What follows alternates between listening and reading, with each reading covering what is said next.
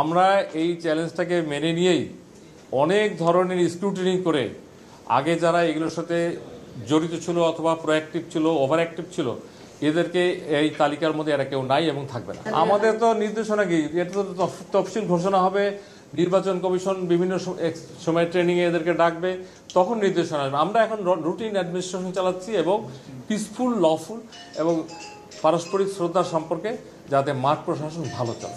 প্রথম কথা হলো, এবার কেউ মানে এতটুকু যদি এদিক ওদিক কারো পক্ষে অথবা কোনো দলের পক্ষে এতটুকু যদি কেউ কোনো মানে আমরা এখন পর্যন্ত জানি যে সেরকম নাই, যদি আমরা এরকম বুঝি তাকে উইথড্র করা হবে এবং প্রচলিত আইনের আওতায় এনে তাদের বিরুদ্ধে প্রশাসনিক ব্যবস্থা নেওয়া হবে।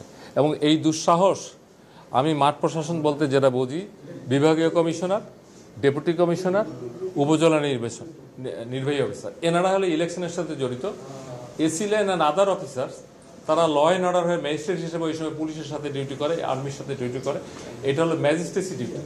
অতএব কোনো জায়গায় এবার আমরা মনে হয় আমাদের প্রধান উপদেষ্টা যেটা বলেছেন, গতকালকেও শক্তভাবে ওনার প্রেস সেক্রেটারি আমি দেখলাম যে ব্রিফ করেছেন যে নির্বাচন নিয়ে কোনো সংশয় নেই এবং এখানে ল অ্যান্ড অর্ডার মেনটেন করতে কোনো দ্বিধাদ্বন্দ্ব নাই। এবং আমাদের যে 3টা ইলেকশনের অভিজ্ঞতা সিভিল সার্ভিসের, এখান থেকে তাদেরকে অত্যন্ত শক্ত বার্তা। এখনও আমরা সেইভাবে যারা ইলেকশনের রিটার্নিং অফিসার কারা হচ্ছে এটা পুরো নির্ধারিত হবে তফসিল ঘোষণার পর। ওই সময় সরাসরি যে নির্দেশনা যাবে এর বাইরে কোনো ডিসি সাহেবরা কাজ করতে পারবে না, করবে না। এবং সকলেই দেশপ্রেমিক মানুষ, সকলেই চাই একটা মডেল, একটা আমরা কি বলবো গর্ববোধ করি এই ধরনের একটা নির্বাচন হোক।